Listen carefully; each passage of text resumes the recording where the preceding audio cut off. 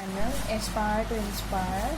सो last के 2 lectures में हमने बहुत बेसिक्स इकोनॉमिक्स के कवर किए थे।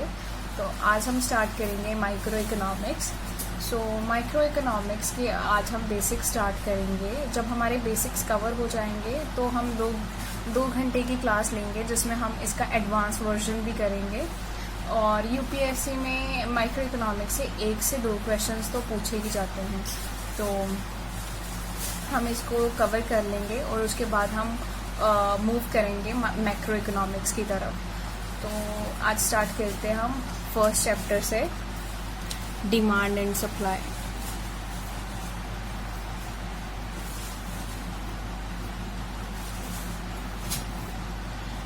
सबसे पहले 4 चीज़ें जानना बहुत ज़रूरी हैं और अंडरस्टैंड करना बहुत ज़रूरी है। ये 4 चीज़ें हैं। फर्स्ट तो है नीड, सेकंड है डिज़ायर, थर्ड है वांट और फोर्थ है डिमांड। इन टर्म्स की अंडरस्टैंडिंग होना सबसे पहले आपको बहुत ज़रूरत है। और सबसे पहले अगर नीड की बात करें तो नीड एक ऐसी चीज़ होती है जो लिमिटेड नेचर की होती है। मतलब हमारी नीड्स जो होती हैं वो लिमिटेड होती हैं। लाइक फूड की नीड हो, ये लिमिटेड होती है। लाइक प्लेस की, जगह की जहाँ पे रहना है उसकी एक नीड है, वो लिमिटेड होती है। और थर्ड प्रॉपर्टी, या फिर कह सकते हो नीड ऐसी है जो लिमिटेड होती है, लाइक रोटी, कपड़ा और मकान जैसे। और डिज़ायर की अगर बात करें तो डिज़ायर अनलिमिटेड नेचर की होती है।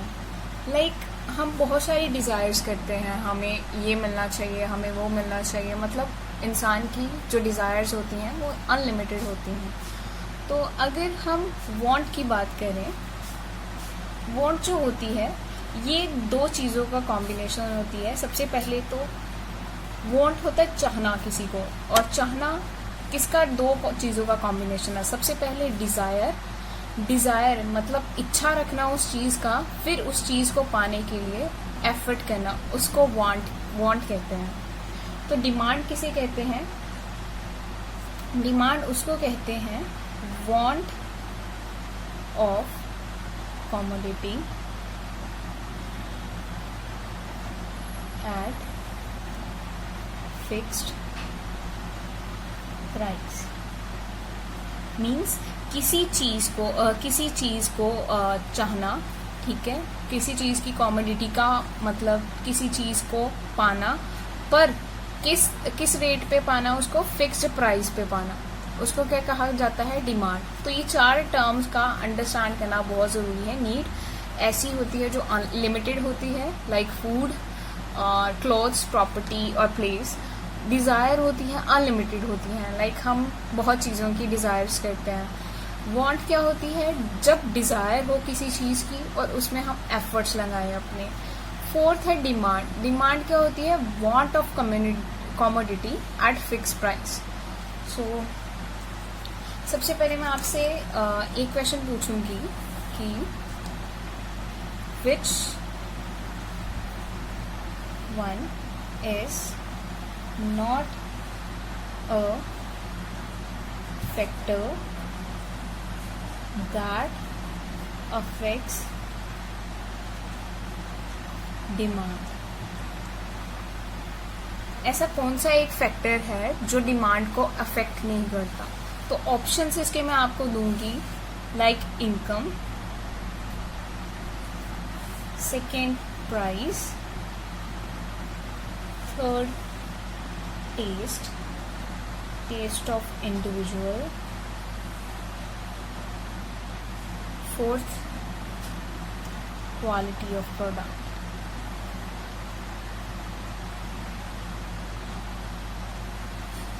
तो सबसे पहले हमें इस क्वेश्चन को अगर आंसर करना है तो ये हमें जानना बहुत ज़रूरी है कि फंक्शन क्या होते हैं डिमांड के। डिमांड का फंक्शन किस किस चीज़ों पे डिपेंड करता है। तो अगर डिमांड का फंक्शन देखा जाए तो डिमांड का जो फंक्शन है, अगर हम किसी चीज़ की डिमांड कर रहे हैं तो वो किस किस फैक्टर्स पे डिपेंड करता है। तो सबसे पहले जो फैक्टर डिपेंड करता है वो है price of X. Price of X commodity पे डिपेंड करता है जो भी डिमांड होती है। Second, price of Y commodity पे डिपेंड करता है डिमांड। अगर एक्स का प्राइस ज़्यादा है तो हम सेकेंड मूव किसकी तरफ करते हैं, वाई की तरफ। अगर वाई का प्राइस ज़्यादा है तो हम किसकी तरफ मूव करते हैं, एक्स की तरफ। तो डिमांड किस पे डिपेंड करता है, सबसे पहले price of X commodity, price of Y commodity. Second, जो इंडिविजुअल है उसके टेस्ट पे डिपेंड करता है कि उसका कैसा टेस्ट है, कि उसको मतलब उसका टेस्ट कैसा है, उसके अकॉर्डिंगली ही वो डिमांड करता है किसी चीज़ की। थर्ड, इनकम फैक्टर, आई जिसको आई डिनोट करेंगे। और फोर्थ, एक्सपेक्टेशंस, कि उसको क्या एक्सपेक्टेशन है किसी चीज़ को लेकर। तो ये फैक्टर हैं जो फंक्शंस हैं किस पे डिपेंड करते हैं। प्राइस ऑफ एक्स कॉमोडिटी, इसको कह सकते हैं प्राइस ऑफ एक्स कॉमोडिटी, इसको कहेंगे हम प्राइस ऑफ वाई कॉमोडिटी।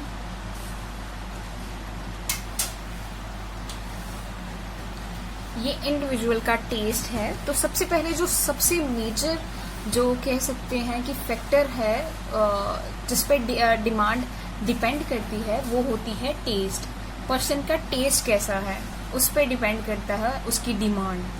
तो सबसे पहले इसका जो आंसर है वो हम देंगे कि इनकम भी है, जो डिमांड है वो इनकम पे भी डिपेंड करती है, डिमांड प्राइस पे भी डिपेंड करती है, टेस्ट पे भी डिपेंड करती है। तो इसका आंसर होगा quality. Quality of product is एक ऐसा फैक्टर है जिस पे डिमांड अफेक्ट नहीं करती। तो आई होप ये समझ आ गया होगा आपको। अब हम अंडरस्टैंड करेंगे टाइप्स ऑफ गुड। कौन कौन से होते हैं टाइप्स ऑफ गुड्स, गुड्स के टाइप्स कौन कौन से होते हैं। तो सबसे जो पहले गुड आता है वो आता है कॉम्प्लीमेंट्री गुड्स।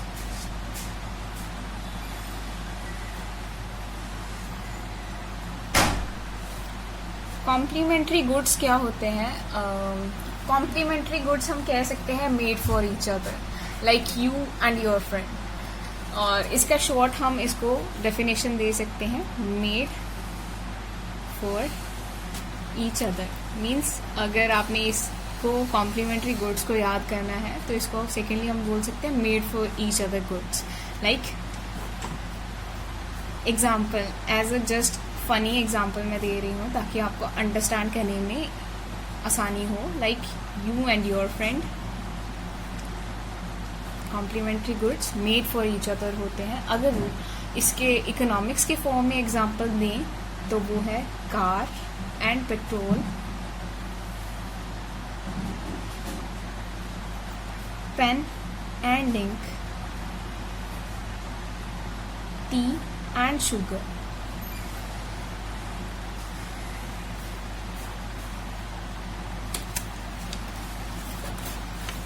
इस केस में हम देखते हैं जब भी प्राइस एक्स का बढ़ता है, जब भी प्राइस एक्स का बढ़ता है तो डिमांड जो होती है वाई की वो डिक्रीज होना शुरू हो जाती है। लाइक हम कार या पेट्रोल का एग्जांपल लेते हैं सबसे पहले अंडरस्टैंड करने के लिए। अगर देखें कॉम्प्लीमेंट्री गुड्स में, अगर कार का प्राइस बढ़ रहा है, प्राइस ऑफ कार बढ़ रही है, तो सबसे पहले उस चीज़ की डिमांड कम होगी। प्राइस ज़्यादा होगा कार का तो डिमांड कार की कम होगी।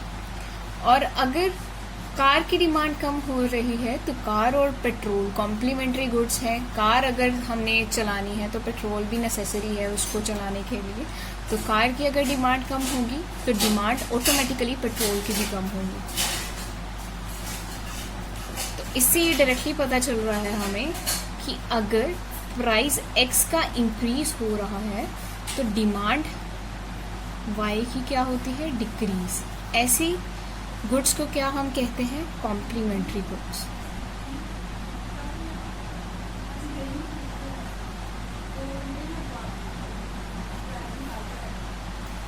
और यहाँ से हम देख रहे हैं कि ये जो डिमांड है एक्स की वो भी डिक्रीज हो रही है और डिमांड जो वाई की है वो भी डिक्रीज हो रही है। तो इससे हम ये भी कह सकते हैं, इन दोनों की डिमांड्स को देखकर हम ये भी कह सकते हैं कि कॉम्प्लीमेंट्री, ऐसे पॉइंट्स याद रखना बहुत ज़रूरी होते हैं बिकॉज ऐसे पॉइंट्स में ही हमारे MCQs तैयार होते हैं। तो नोट करके ये भी आप लिख लीजिए कि complementary goods are example of joint demand. मतलब ये डिमांड्स हैं वो जॉइंटली कनेक्टेड है कि कार की अगर डिमांड कम होगी तो पेट्रोल की ऑटोमेटिकली डिमांड कम होगी। तो आई होप आपको ये कॉम्प्लीमेंट्री गुड्स अंडरस्टैंड हो गए होंगे। अब हम स्टार्ट करेंगे नेक्स्ट जो गुड है वो है सब्स्टिट्यूट गुड।